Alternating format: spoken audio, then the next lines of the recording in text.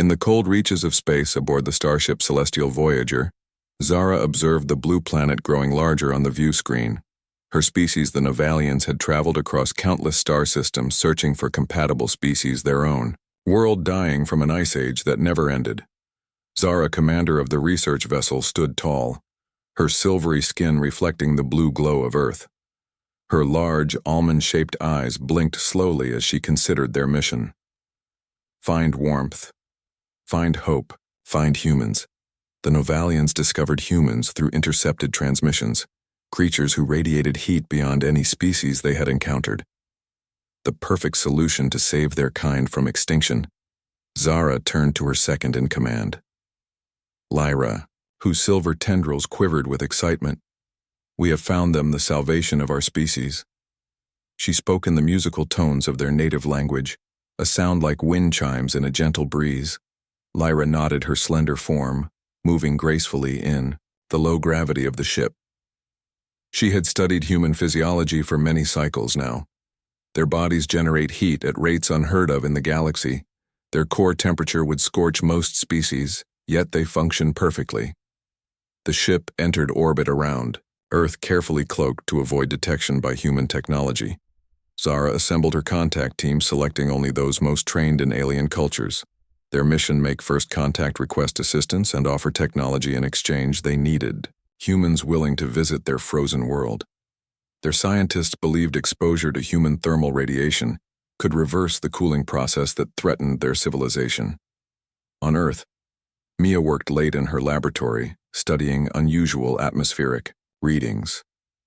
Her equipment had detected an anomaly in orbit, something massive yet invisible to conventional tracking. She adjusted her instruments, wondering if she had discovered something significant. The light in her lab flickered, then stabilized. As a shimmer appeared in the corner of the room, Mia stepped back, knocking over her chair as the air seemed to bend and fold. 3 figures materialized, tall, slender, with skin like polished silver. Their eyes, large and luminous, reflected the fluorescent lighting. Zara stepped forward, removing a device from around her neck, allowing her to speak in human language. "We come in peace." She said the words sounding rehearsed. "We seek help." Mia's scientific curiosity overcame her fear as she studied the aliens. Their bodies seemed to absorb light rather than reflect it. Their movements fluid, almost hypnotic. Their tendrils, sensory organs, she guessed, moved independently, testing the air currents. "Who are you?" she asked, her voice steady, despite her racing heart. "What kind of help? We are Novalians," Zara explained. "Our world dies beneath endless ice. We need your warmth." She extended a 6-fingered hand toward Mia, stopping just short of touching. "You radiate heat like a small sun to us. This heat could save our children." Our future. Mia hesitated, then reached out, allowing her fingers to meet Zara's. The alien gasped at the contact, her tendrils curling in what seemed like pleasure. The difference in temperature was immediate. Mia's hand felt a chill, while Zara absorbed the warmth. "I represent only myself," Mia said carefully. "I can't speak for Earth or its governments." Zara nodded, understanding the hierarchical nature of human society. "We wish to speak with your leaders, present our case. Request volunteers willing to visit our world." She projected an image from a small device showing a beautiful crystalline city covered in ice. The last great city of Nova. Our home government officials arrived within hours, surrounding the laboratory with military forces. Novalians remained calm even as weapons were trained on them. Their only request to maintain the warmer temperature in the room for their comfort. Sharon, the diplomatic representative appointed for first contact, listened to the Novalians' proposal. Her experience in international negotiations made her the logical choice, though nothing in her career had prepared her for aliens. "You want humans to visit your world?" she confirmed. "To share our body heat."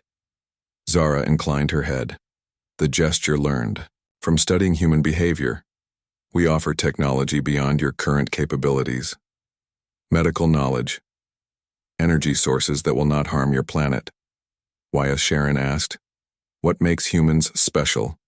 Lyra stepped forward, her scientific role making her best suited to explain. "We have visited many worlds, studied countless species. None generate heat as efficiently as humans. Your bodies are uniquely adapted." Your metabolism extraordinary. Every human radiates enough thermal energy to sustain 3 Novalian children. The negotiations lasted days, Earth governments debating the risks and benefits of such an arrangement. The Novalians remained patient, understanding the need for caution. They demonstrated small examples of their technology healing. A soldier's injured hand with a simple touch purifying polluted water with a crystal device. Finally, an agreement was reached. A small team of human volunteers would travel to Nova scientists, eager to study alien technology, diplomats to establish formal relations specialists in various fields to assess the situation. 100 humans chosen from thousands of applicants. Amy, a thermal energy specialist, joined the mission, hoping to understand how human heat could possibly save an entire planet. She underwent weeks of preparation learning about Novalian biology, culture, and environment. She received vaccinations against potential alien pathogens and implants to help translate the complex Novalian language. The day of departure arrived. The human volunteers gathered at a remote facility, saying goodbye to families, friends, and the familiar gravity of Earth. The Novalian ship landed openly this time, an enormous vessel that hummed with energy, unlike any human technology. Zara greeted each volunteer, personally thanking them for their courage. Their sacrifice would not be forgotten, she promised. Their names would be remembered in Novalian history for all time. Amy entered the ship, amazed by its organic design, corridors that seemed to breathe, lights that responded to thought rather than touch, gravity that adjusted to each individual's comfort. The journey would take 20 Earth days, during which they would adapt to Novalian customs and prepare for the cold as Earth diminished. Behind them, Amy felt both excitement and apprehension. The stars looked different from space, the universe vaster than she had imagined. She wondered what awaited them on the frozen world of Nova. Would they truly be able to help these elegant creatures? Would human warmth be enough to save a dying civilization? The Novalians moved among the humans, fascinated by their heat signature. Each human glowed in Novalian vision, like walking stars, their warmth creating halos of light visible only to alien eyes. The ship grew warmer as it adjusted to human comfort levels. The Novalians seemed energized by the change, becoming more active, their movements quicker, their tendrils more animated. Amy watched as Zara directed her crew with gentle authority. She admired the commander's dedication to her people. The mission to find humans had taken years with no guarantee of success. Such determination spoke of deep love for her species. Amy hoped they would indeed find a solution that benefited both worlds. The ship emerged from faster-than-light travel near a pale blue star. Ahead lay Nova, once a vibrant world, now encased in sheets of ice that reflected starlight like a mirror. Amy pressed her hand against the viewing portal, feeling the cold radiating through the ship's hull. Despite advanced heating systems, the Novalians struggled to maintain temperatures comfortable for their kind. Nova appears beautiful from orbit, Lyra said, joining Amy at the window. But the beauty hides our tragedy. Once our oceans flowed warm and deep. Now they lie frozen solid. Once our forests reached toward the sky. Now they stand preserved in ice like ancient monuments. How did this happen? Amy asked, her breath creating small clouds in the increasingly cold air of the ship. A chain reaction. Lyra explained, our sun began to cool. An expected stellar phase, but it happened faster than our scientists predicted. Within a single generation, our climate collapsed. We built cities beneath the ice, tried to adapt, but our biology requires more warmth than we could generate. Each generation born weaker than the last. The ship descended through swirling snow clouds, the landing smooth despite strong winds. Amy and the other humans donned thermal suits designed by Novalian scientists. The material, thin yet remarkably insulating, allowed their body heat to radiate outward, while protecting them from the extreme cold. They stepped onto Novalian soil, greeted by a delegation of elders, their silver bodies darker than those. Aboard the ship, their movements slower, more labored, the cold taking its toll despite their underground shelters and heating technology. Vera, the oldest elder, approached, moving with difficulty, her tendrils barely responsive in the frigid air. You bring hope, she said, her translated voice crackling with emotion. The first hope we've known in generations. The humans were escorted into the ice city. a marvel of engineering and adaptation. Crystal spires reached upward through carved tunnels and the ice bioluminescent plants provided soft lighting buildings, constructed from materials that captured and amplified what little heat remained. Amy noticed immediately how the Novalians near her seemed to gain energy. Their movements becoming more fluid, their color brightening slightly. Just her presence was having an effect. She recalled Lyra's explanation about human thermal signature, how Novalians could absorb heat through their skin from several feet away. The humans were given living quarters in the central dome. The warmest part of the city, though still cold by Earth standards. Amy arranged her equipment, setting up monitors to track thermal patterns. She needed to understand exactly how human heat transferred to Novalian physiology, how to maximize the effect without harming either species. Olivia, the human medical specialist, conducted examinations of Novalian volunteers. Their biology fascinating yet familiar in many ways. Silver-based blood that flowed sluggishly in the cold, organs that served similar functions to human ones but arranged differently. Nervous systems highly sensitive to temperature changes. The most urgent need lay in the hatcheries where Novalian eggs struggled to develop. The next generation at risk of never hatching without sufficient heat. Elsa, the reproduction specialist, led Amy and Olivia through security doors into a chamber lined with translucent spheres, each containing a developing Novalian child. They need constant warmth, Elsa explained, her tendrils moving protectively over the nearest eggs. Our bodies can no longer provide enough. The eggs sense heat move toward it, like your plants seek sunlight. Without proper temperature, they remain dormant. Eventually, they die. Amy placed her hand near a clutch of eggs. After a moment, they shifted, turning toward her palm drawn to her warmth. The movement subtle yet unmistakable. Life responding to life across the species barrier. Can we help them? She asked, her scientific mind already calculating heat requirements, distribution methods, sustainability. Elsa dipped her head in the Novalian gesture of deep gratitude. Already you are helping. Your presence alone has increased ambient temperature in this chamber by 2 degrees, more than our best technology could achieve. The human team developed a rotation schedule, each volunteer spending time in different parts of the city, especially the hatcheries, their body heat slowly raising temperatures throughout the ice structures, the effect cumulative, and significant Novalians who had been lethargic for years showing new vitality, moving faster, thinking clearer, their silver skin gaining luster. Amy worked with Novalian scientists developing suits that could amplify human thermal output without causing discomfort.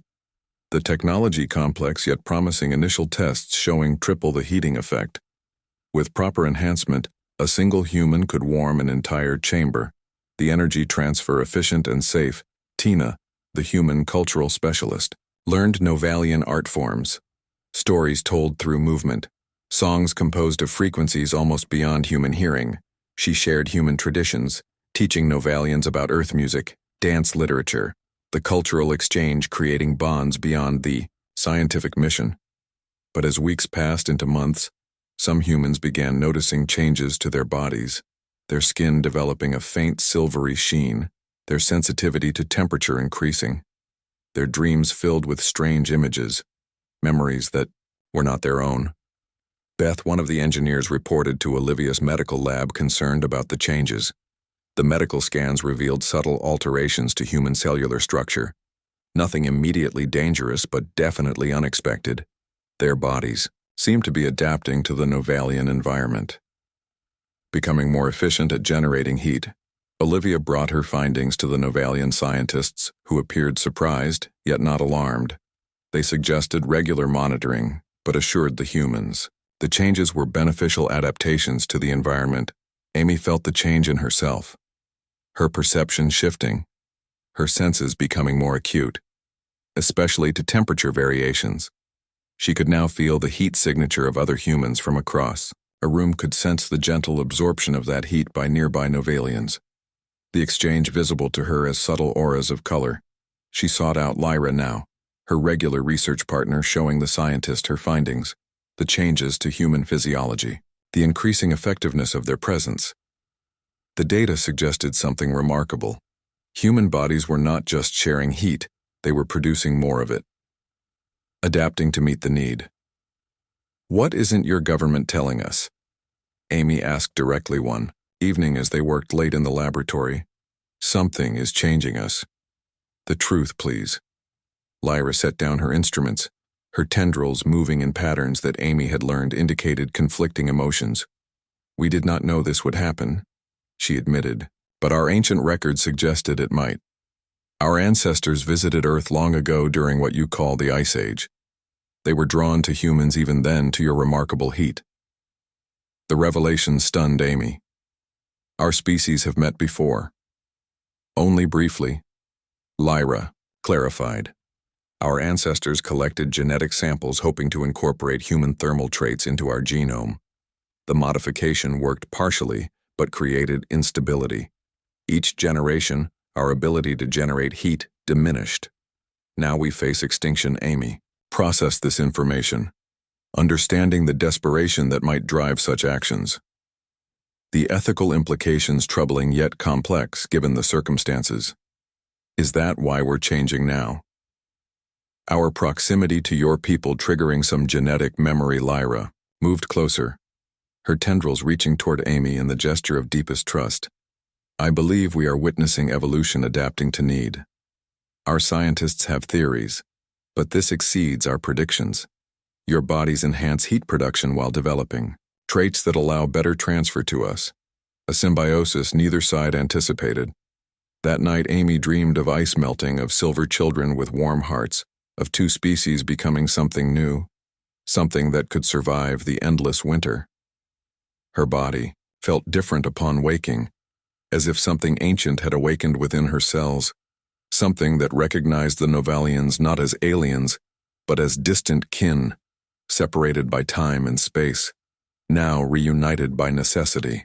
20 years after first contact, Nova barely resembled the frozen world Amy had first seen from orbit oceans. Covered 30% of the surface forests spread across thawed regions, cities both above and below ground, housed thriving communities of Novalians, humans, and hybrids. The planetary transformation mirroring the species. Transformation. Adaptation creating new possibilities. Evolution guided by intelligence and compassion. The first delegation of hybrid representatives prepared for their historic visit to Earth. Kara, now 22, selected as cultural ambassador. Her unique abilities making her ideal for this sensitive mission. Her understanding of both ancestral worlds, her talent for bridging differences, her natural diplomacy, inherited from both species. Amy watched with maternal pride as her daughter prepared for the journey. Kara had grown into a remarkable individual. Her silver skin patterned with distinctive markings that reflected both her heritage and personal achievements. Her tendrils elegant and expressive, her mind brilliant, combining human intuition with Novalian precision, her heart compassionate, understanding the fears that still existed on Earth regarding her kind. Will they accept us? Mother Kara asked the night before departure, her confidence momentarily wavering. Will they see us as people or as experiments? Amy embraced her daughter, feeling the warmth they shared between them.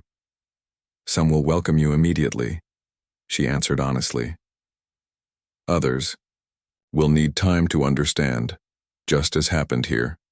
Show them your true self. Your humanity remains even in your hybrid form.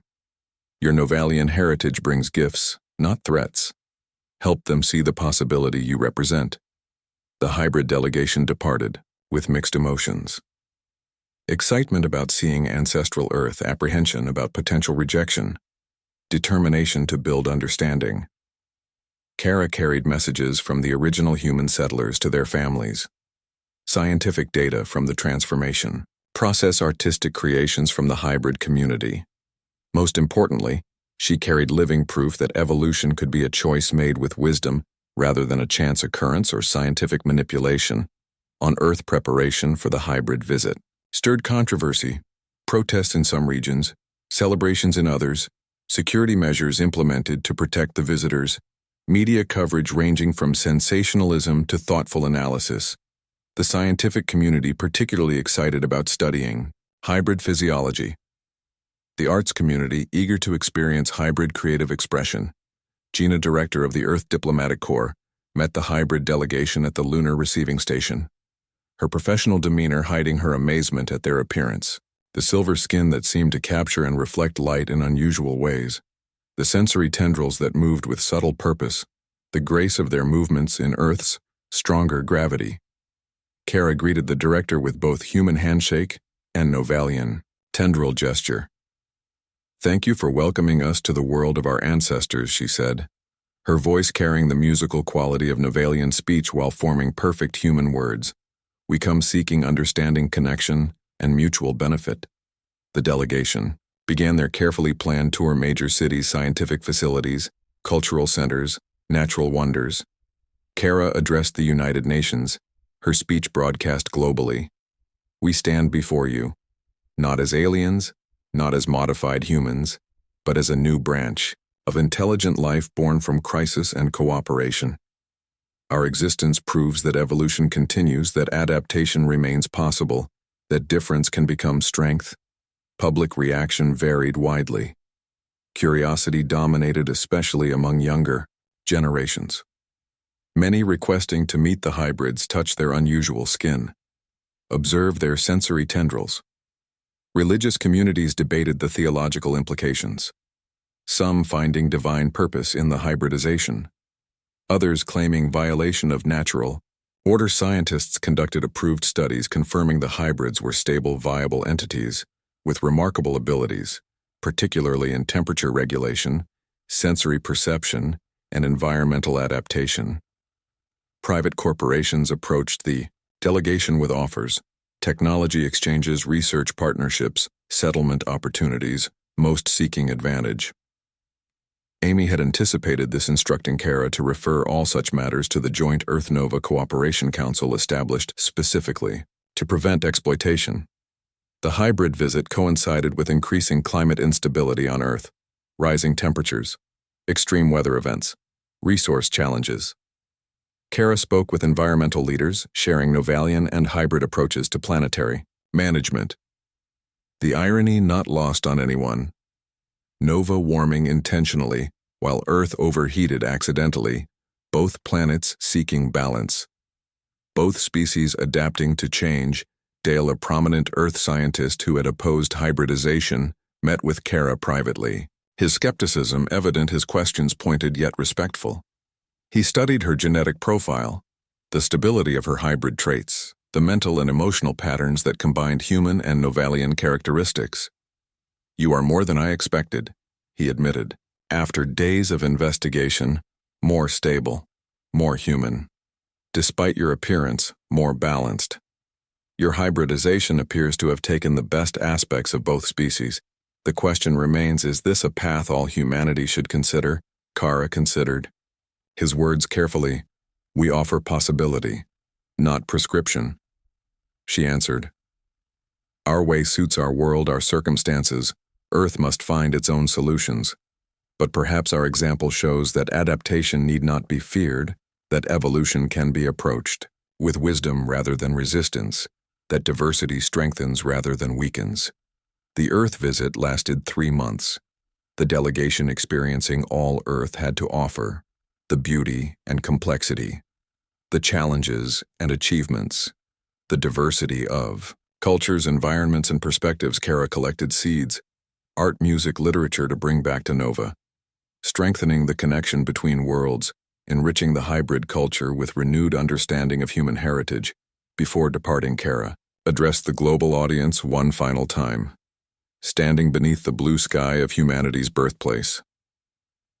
"Our transformation began with necessity," she said, "the need for warmth on a frozen world. But it continued by choice. The recognition that together we were stronger than apart. That change offered opportunity. That difference created possibility.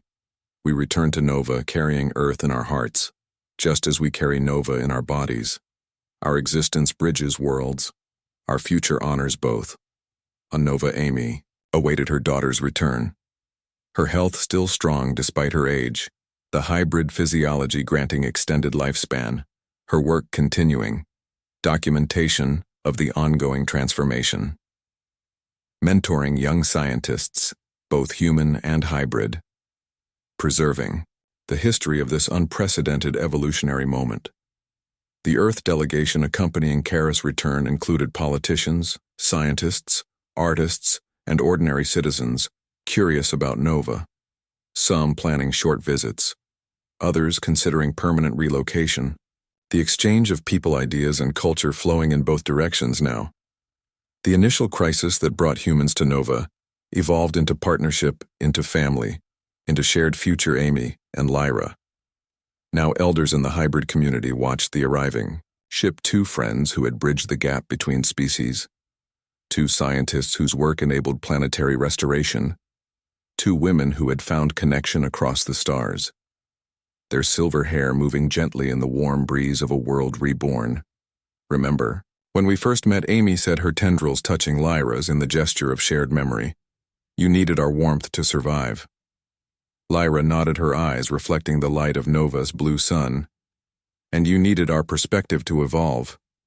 She replied, each giving what the other lacked, each receiving what they needed. Amy watched as Kara descended from the ship, her daughter both human and alien, both Earth and Nova, both past and future, the living embodiment of adaptation, partnership, and possibility. The universe offers many paths, Amy thought as she moved forward to embrace her child. Many ways of being. Many forms of life. The true miracle lay not in the transformation of bodies but in the transformation of understanding, the recognition across two worlds. That warmth came in many forms, that humanity extended beyond form, that evolution continued, always guided by both necessity and choice. The hybrid children gathered around Kara, eager to hear about Earth, their silver bodies glowing with internal heat, their eyes bright with curiosity, their tendrils moving in patterns of excitement. Amy watched them with satisfaction. These children would inherit both worlds, would carry forward the best of both species, would face the future with unique abilities and perspectives. The warmth they once sought now generated from within. The connection they needed now woven into their very cells. Scientists estimated that within another generation, Nova would reach its optimal climate balance. The transformation complete. The renewal achieved through partnership. The ancient world restored through adaptation. The future secured through understanding. The once dying planet now vibrant with life, energy, and possibility. Amy recorded these final observations in the Crystal Archives. Her last entry as chief historian before passing the role to younger hands. We came to Nova seeking to share our warmth, she wrote. We remain having found our future. The transformation of two worlds, two species, two destinies, now intertwined. A reminder that evolution continues, that adaptation remains possible, that connection across difference creates strength. The stars hold many possibilities for those willing to embrace transformation, those willing to recognize kinship across the void, those willing to share the warmth they carry within. 5 years passed. The transformation of Nova accelerated beyond all scientific predictions. Vast regions now free of ice plants, long dormant, returning to life. Hybrid communities expanding outward from the central city. Amy, now chief human representative, oversaw research projects documenting the planetary revival, her own transformation nearly complete. Her silver skin marked with unique patterns that indicated her scientific status, her tendrils fully functional sensory organs, her hybrid physiology, generating heat that could sustain dozens of pure Novalian children. Not everyone celebrated these changes. Susan, newly arrived from Earth, led a faction of humans concerned about losing their humanity. They established a separate settlement maintaining Earth normal conditions, refusing close contact with Novalians. They continued the original mission, providing heat assistance through technology rather than biological integration. Amy respected their choice, understanding the fear of change, the desire to preserve what they had always been.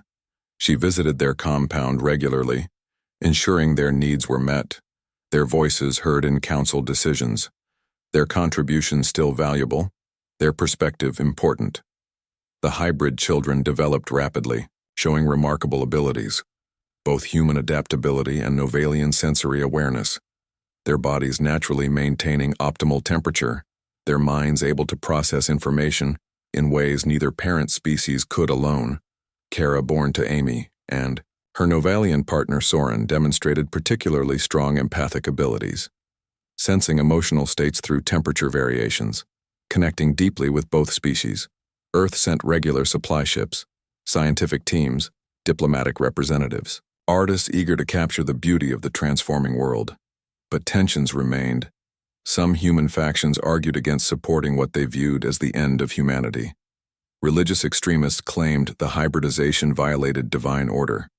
Politicians, worried about security implications should the hybrids eventually return to Earth grace. The Earth ambassador called an emergency meeting news from home concerning, "We have reports of unauthorized human genetic modification," she informed Amy Laboratories, attempting to recreate Novalian DNA based on samples from returning volunteers. Amy processed this information with dismay but not surprise. Human curiosity, innovation, and fear, combined as always, both creative and destructive. These attempts, misguided, dangerous. Without proper understanding of the symbiotic nature of the changes, the complete genetic sequences, the environmental factors, such experiments risked creating suffering rather than harmony. "What do you recommend?" she asked. Grace sighed, weary from the political battles she'd fought on behalf of the Nova colony. "We need transparency, complete sharing of all genetic research, open scientific exchange, strict protocols developed jointly. I believe this is the only way to prevent dangerous experimentation and protect both our worlds." Amy agreed, organizing a scientific summit.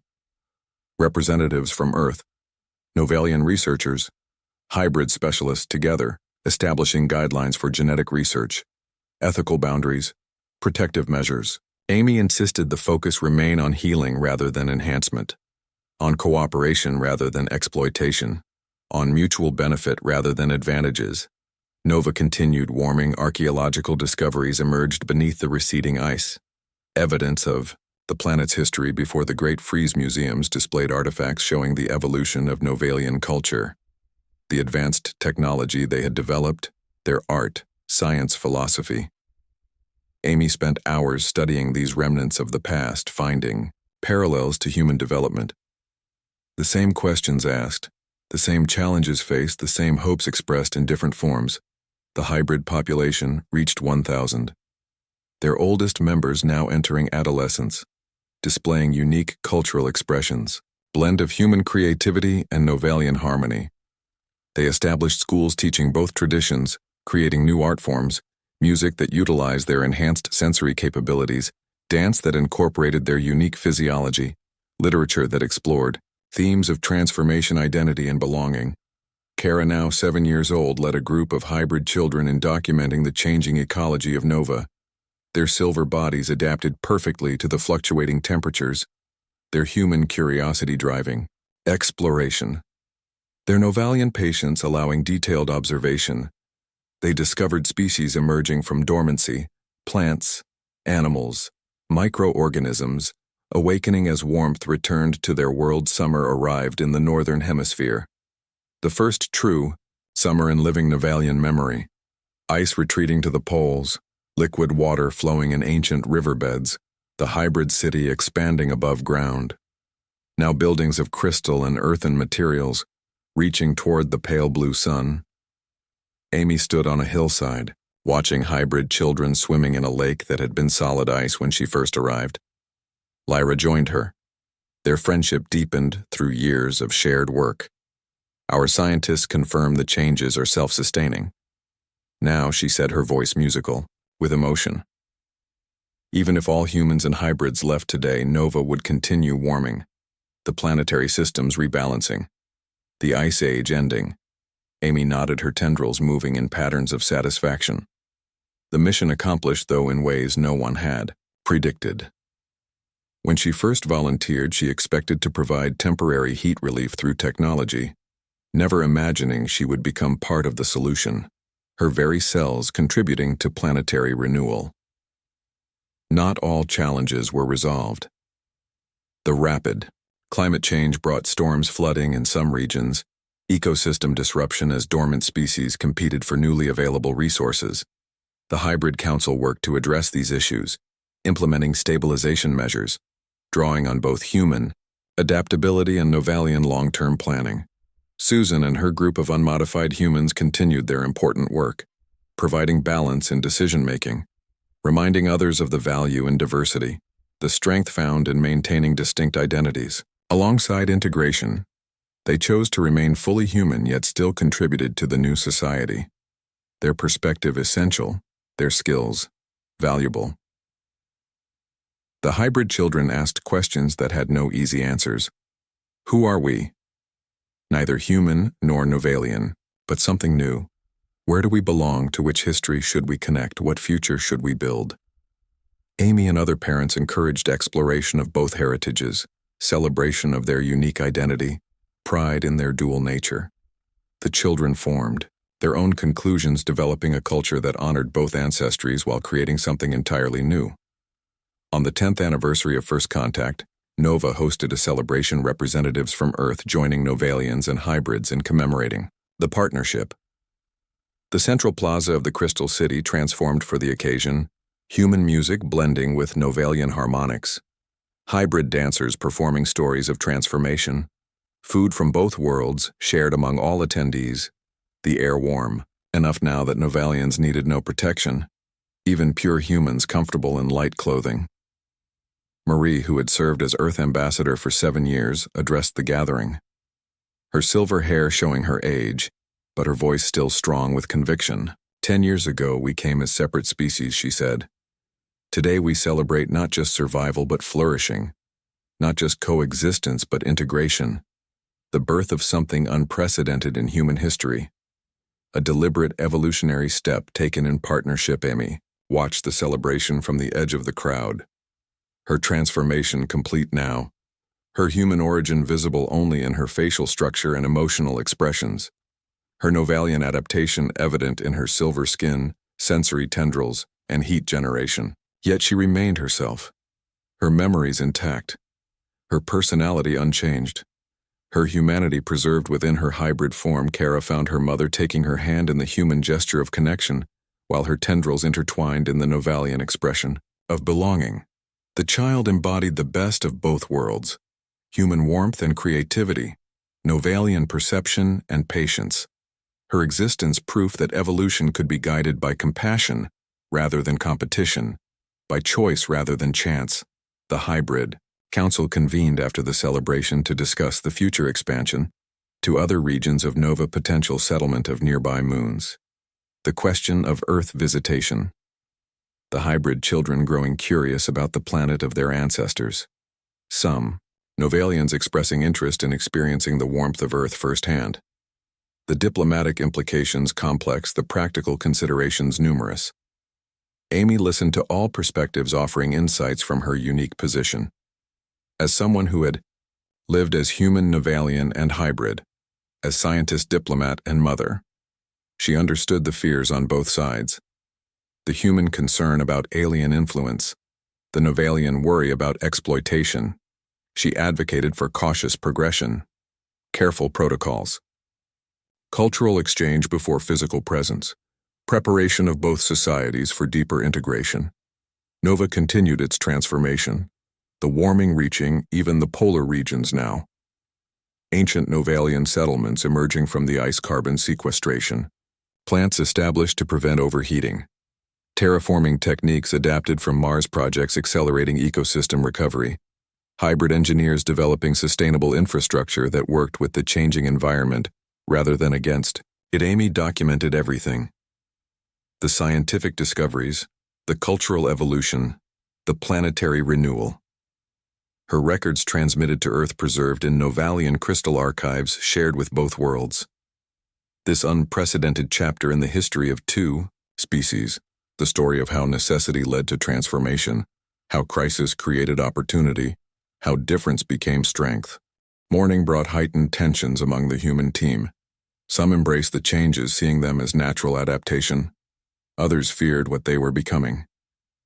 The mission parameters had not included biological transformation. Patty, the security officer, called an emergency meeting demanding answers from both human leaders and Novalian representatives. We were not informed of these risks. She stated, her voice sharp with accusation. Our bodies are changing without our consent. This constitutes a breach of our agreement. Zara faced the angry humans with dignity. We did not know this would happen. She insisted our scientists predicted minor adaptation, not genetic activation. The process appears to be symbiotic, beneficial to both species. Amy presented. Her research data showing the changes, while unexpected, showed no signs of being harmful. Human core temperatures remained stable despite increased heat production. Their immune systems actually strengthening, their sensory capabilities enhancing. Amy herself had begun developing sensitivity in her hair follicles, similar to Novalian tendrils. Able to detect minute temperature variations, half the human team demanded immediate evacuation, their mission reports back to Earth already raising concerns among government officials.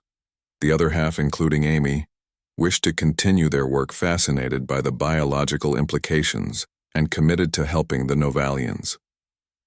Dana, head of the human diplomatic contingent, brokered a compromise. Those who wished to return to Earth could do so on the Novalian shuttle. Those who chose to stay would continue with enhanced monitoring and full disclosure of all Novalian research, past and present. 37 humans departed, their departure, emotional but respectful. Both sides understanding the other's position. 63 remained, including Amy, Olivia, Tina, and others who had formed deep connections with the Novalians. With fewer humans remaining, Amy worried their help would be insufficient. But the opposite proved true. Those who stayed underwent more pronounced changes, their bodies generating heat at incredible rates, their presence affecting wider areas, their connection to the Novalians deepening beyond the physical into something almost telepathic. Olivia's medical team documented the transformation. Silver pigmentation appearing in human skin, initially in small patches, then spreading gradually. Heat generation increasing threefold, then fivefold. Sensory tendrils developing from hair follicles, particularly on the head. Subtle changes to eye structure, allowing perception of thermal patterns. For the Novalians, the effects were equally dramatic. Their lethargy vanishing, their reproductive systems reactivating, eggs in the hatcheries developing properly for the first time in generations. Their silver coloration brightening to almost luminous intensity. Amy and Lyra worked together daily, their research breakthroughs coming rapidly. Now Lyra showed Amy ancient historical records stored in crystal memory devices, images of the first contact between Novalians and humans millennia ago, the genetic samples taken, the modifications attempted. These records explained much. The current changes were not random mutation but activation of dormant genetic material. Human DNA had been incorporated into Novalian genome long ago. Now proximity was triggering expression of those shared genes in both species. Creating a bridge across the evolutionary divide, Amy asked to see the most restricted Novalian archives.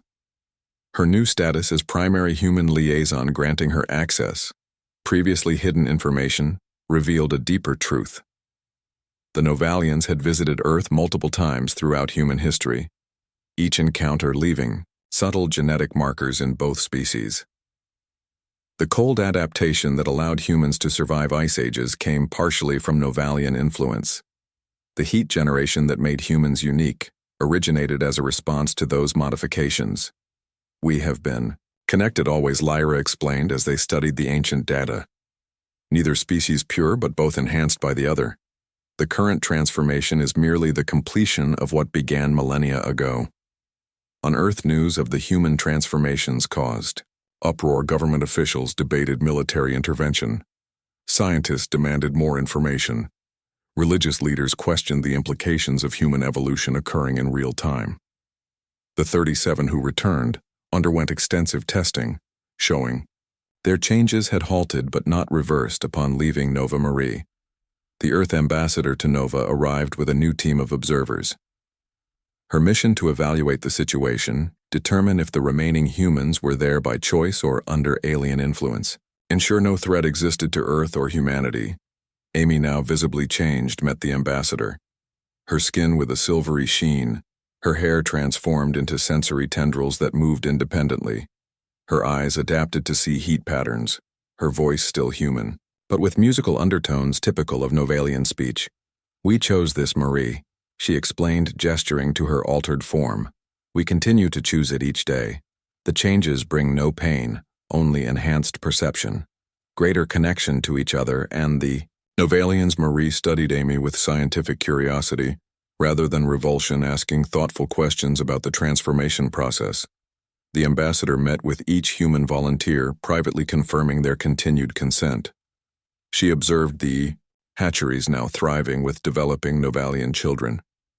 She witnessed the ice city growing warmer sections of wall, beginning to melt, revealing ancient structures preserved beneath. The first hybrid child was born 3 months later to Tina and her Novalian partner Kel, the infant perfectly viable with silver skin, human facial features, and a core temperature hot enough to warm an entire room. The birth celebrated by both species as living proof of their compatibility. Their shared future, Amy, began experiencing dreams more vivid than before, images of Nova as it once was. Green valleys, flowing water, glimpses of Earth as seen through alien eyes. Ancient humans huddled around fires in ice caves, connecting with silver visitors from the stars. She realized these were not dreams, but genetic memories stored in DNA passed down through generations, activated by her transformation. Vera, the eldest Novalian, declined rapidly despite the warming temperatures.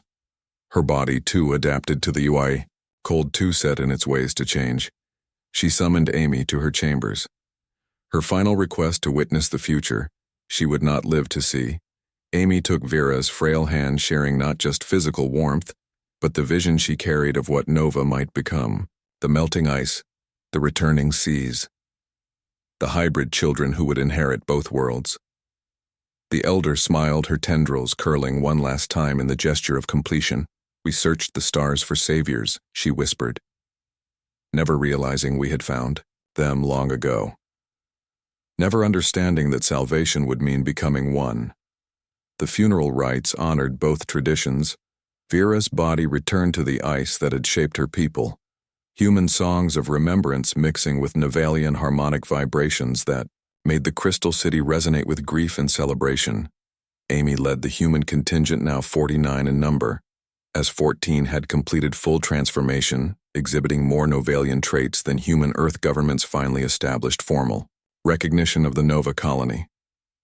The first interspecies settlement in human history. The first acknowledged human evolutionary branch. Scientists, theologians, philosophers debated the implications, while politicians drafted treaties establishing rights of hybrid citizens. Spring came to regions of Nova for the first time in centuries, ice thinning enough to break through to soil beneath seeds dormant for generations beginning to sprout. Amy and Lyra documented the changes, tracking the warming patterns that radiated outward from areas of human habitation. Measuring the increasing heat output of hybrid children, their combined effect gradually altering climate patterns. More humans volunteered to join the colony, mostly scientists and adventurers, seeking to participate in this unprecedented event. Some underwent transformation, others maintained their human form, creating a diverse community. The transformation proved not inevitable, but influenced by prolonged, intimate contact with Novalians, and dependent on genetic compatibility. Amy looked out over the valley from the Crystal Observatory. The scene below, heartening small pools of liquid water reflecting alien stars, patches of exposed ground dark against the white landscape hybrid, children playing, their silver skin glowing with internal heat, their movements blending human vitality with Novalian grace. Two peoples becoming one. Finding strength in difference, finding warmth in connection, finding hope in transformation.